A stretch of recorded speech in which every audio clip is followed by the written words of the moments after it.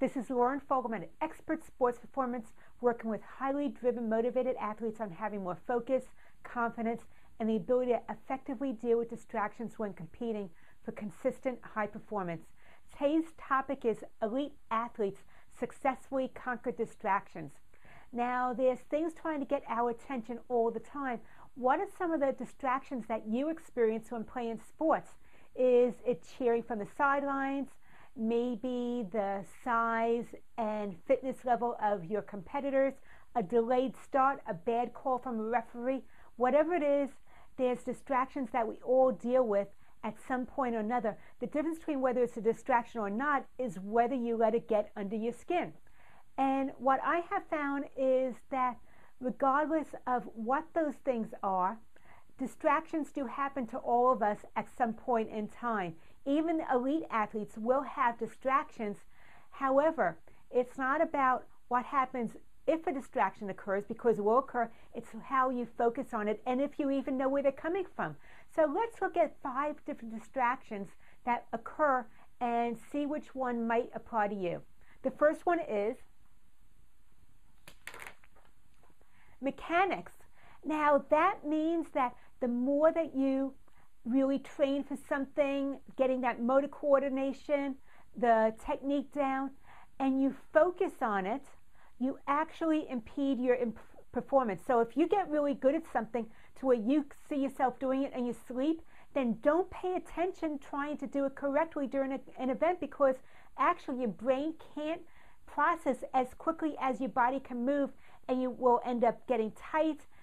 Your movement will be a lot more mechanical. It's just not going to flow.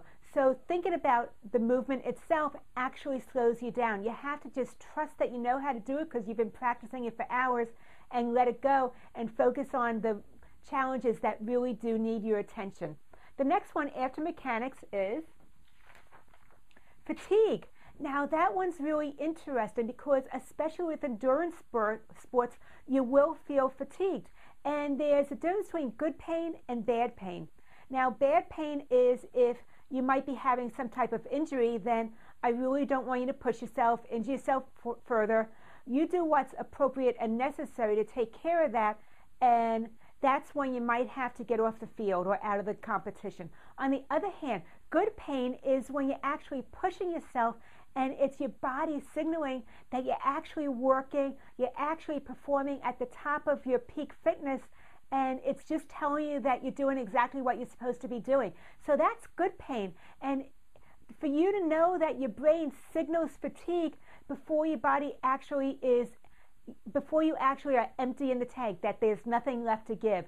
So recognize that fatigue will occur before you really actually have absolutely no energy left whatsoever. It's a survival mechanism. So if you can learn how to push past your fatigue, you're going to gain endurance, you're going to perform longer, your performance will actually improve in the long run. And it'll raise your self-confidence. That's like a secondary gain right there. After fatigue is self-talk. Now, when you're in a competition and maybe things aren't going quite as smoothly as you want, you might have gotten a bad start. Do you put yourself down, and does that inner critic come out and really beat you up and remind you of how you shouldn't be doing this and you don't deserve to be playing at this level and all this other stuff?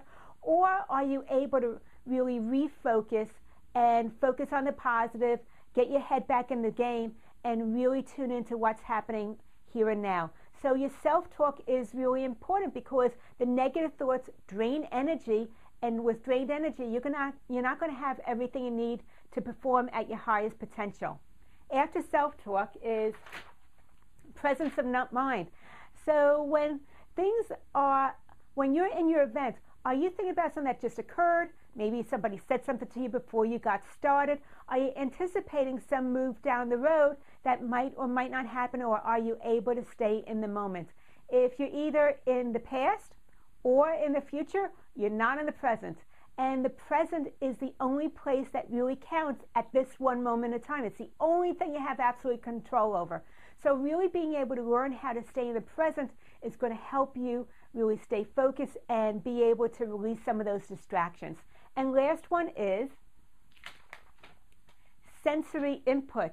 By sensory input, I'm really talking about your senses. We have information coming in all the time, and we select what we want to pay attention to. Do you find that there's things that you see and they end up distracting you, throwing you off a little bit? Because our sight can be the biggest distractor out of all of our senses combined. Or maybe you hear cheering or booing maybe in the stadium, and is that throwing you off? And therefore, it's all these different senses, especially your sight as well as the sounds, that can be the biggest distractions as far as your senses go. So really think about that. If you're paying attention to these outside stimulation, the noise of the crowd or something that caught your attention, then you're not focused on that present, and that's what you want to do, is be able to start to tune it out, create that tunnel vision, and really get laser focused. Now, one of the things to look at is research has shown that the people that can tune out the distractions and really stay laser focused are the more likely to succeed. How cool is that? Is that you can measure how much success you are going to have by how focused you stay. The other thing is that hardy athletes, the ones that are able to really work with the distractions and maintain that presence of mind, they have learned how to deal with those unexpected distractions and really refocus. They've learned how to anticipate things that might or might not happen and have a plan to follow through. So they have the ability to really stay present, do what's necessary, and perform at their highest potential regardless of the circumstances. And the thing to know is that we all have distractions. I want you to list your top 3 distractions. What are they? Are they possibly one of the 5 on this list or something else? Then go ahead and rank them from the biggest one to the lowest one, and just take the top one on your list, the number 1 right now, and think of all the ways that it is a distraction for you. What are all the ways that you can deal with it when you're competing so that it doesn't really take your presence of mind away? You can stay in the zone longer. And do the one on your list that's going to be the easiest for you to follow and is going to get you results. All you have to do is start with one and start to work on that, and you will begin to see results. You'll stay focused a lot longer than you have up until now. I'd love for you to comment and let me know what you thought about this training and what you've learned about how to deal with distractions. What's worked for you? Share it with the community. Please post something.